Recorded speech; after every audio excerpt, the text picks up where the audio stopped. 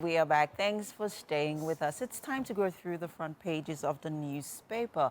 And doing this with me this morning is Mazzino Uphill. Hello, everybody. Back again for the news. Love the headlines. Yes, we are quite interesting stories on the, making the headlines this morning. But we'll start with the Guardian newspaper. Alrighty. And of course, making the headlines here on trouble in health sector as drugs cost of care hike spiked by 150%.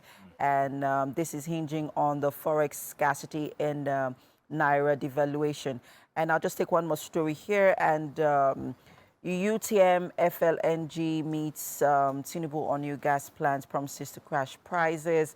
And at the bottom of the paper here, SGF governors, editors hail the flagship at 40. And I'll just take one more story here. Let's see. Akpabio under pressure faces uproar over uneven distribution of 500 billion naira loan to SMEs. I knew you took the story earlier on in the news, Mazzino. But hey, let's talk on what's happening in the health sector. Yes, so I don't think that anybody's been thinking about what health's going to be like since after the floating of the Naira and then, of course, the subsidy removal and everything. Yeah. We should have expected that this was going to happen. 150% spike, however, that is a lot. Outrageous. But then when you compare with everything that's going on, that on the daily, you have to decide or find out what the exchange rates are and all of this. And whether you like it or not, we do most of our health, we import most of our health, whether it's drugs, this or that. We might have these companies here in Nigeria, but even these companies as well have to source for material that they need to use to make these drugs using FX. So we're always going to have that problem in the at the end of the day. Hopefully there should be some sort of, I don't know, regulation at the end of maybe this month. We're still reeling off of 3 weeks, I think, of this FX thing. Yes, the subsidy removal. We're hoping, and subsidy removal. So we're hoping that things will level out. Perhaps maybe there would be some reprise somewhere. So, yeah. I also wanted to touch on that. Sorry, to quickly touch on that, there's something I actually really wanted to point out, because when, I mean, right now is so much happening, even the doctors are currently on strike as well. Yes. I mean, so it's not really a good time, for the health it's not a good time to fall ill. Right. Don't fall ill, whatever happens. Yeah, so there's something else you wanted to touch on. Yes, I wanted to touch on the UTM FNLG. It's a mouthful. Meeting with Tinubu. Meeting with Tinubu for gas plants. This is an alternate means of producing electricity. Let's look at liquefied gas. Now, they are setting up in Nigeria, and one thing I wanted to touch on or point to or focus on is the fact that they're going to be creating jobs. 300,000 jobs for the time being while it's being put together, and then at the end of 2026, I think about 1.5 million jobs is what they're hoping that. Which is good. Which is good. But in the long run, how it serves us regarding energy, it will be good to look to alternate means, which is this. Yeah. People are also thinking about changing their cars into gas-fueled cars. So that's a good instance. Okay, let's just quickly go to the next paper, which is the Punch newspaper. And making the headlines here, flood alert.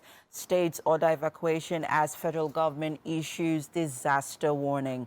On the riders here, we have Nemo warns of massive flood in Kano, Delta, Kebbi, Plateau, 10 others. And Akwa Ibom Delta, other residents demand alternative shelters. And at the bottom of the paper here, I'll just take a few more stories.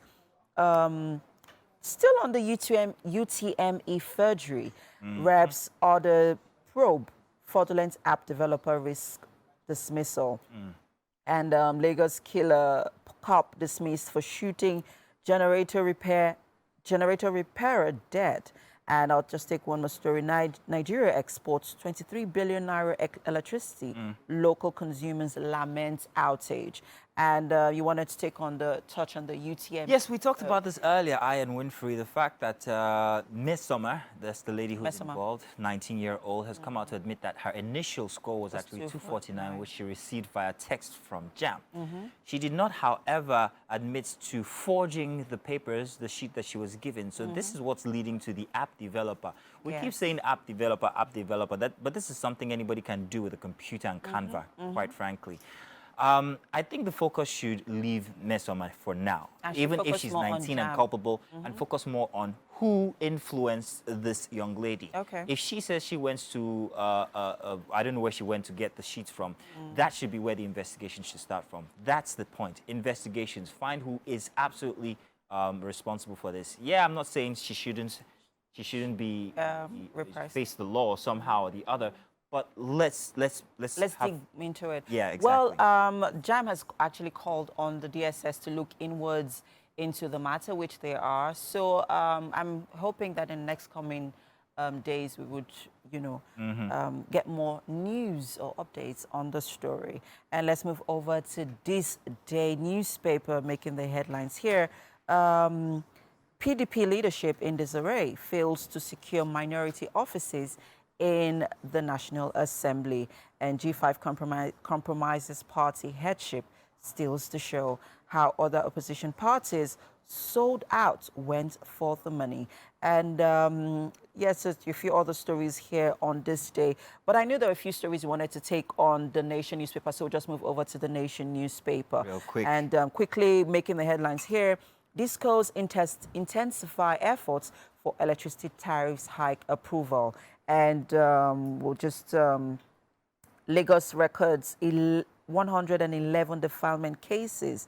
And Kwara returns to full working week. And what's the story here you wanted to take on? Yes, I wanted to touch on the fact that Discos are still intensifying the effort to increase tariffs for electricity. I said this from before, whether we like it or not, it is absolutely going to happen. We cannot expect that they're providing electricity at the rate which they are currently and not have electricity tariff hike. I don't want it. Trust me, I'm suffering as well.